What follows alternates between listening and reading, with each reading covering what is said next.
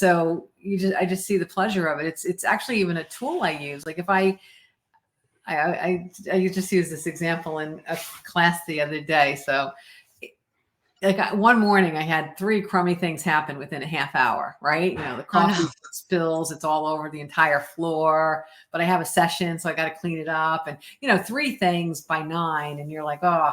So I immediately went back to like an old way of thinking. I'm like, well, this day's gonna suck, right?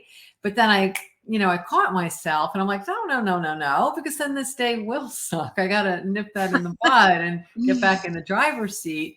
So this is something that I do periodically when I'm like, well, that was silly.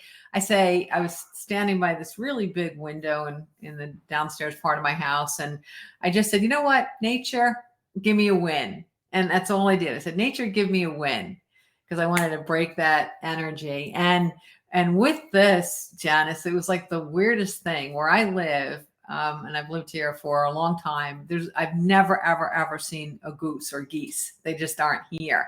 And as I said, nature give me a win. It was like an animation from a Disney movie. This goose just came and flew in right in front of the 2 big windows, landed on the ground, and in front of me, looked his head at me and went, you talking to me? You talking to me? I love it. What's going on? And then, he stayed for maybe, 5 to 10 minutes, and then he flew away. And it's weirdly magic, but I probably have 20 more stories like that.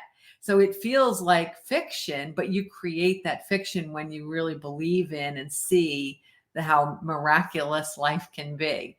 So for me, nature doesn't let me down. That's beautiful. And I'm sure we all have similar stories like that. I Yes. definitely have a few stories like that myself. And it's like, okay. Yeah. Most of the time, usually it's like, I'm in my head again, and thank you, goose. High five me with your little webs. little strut.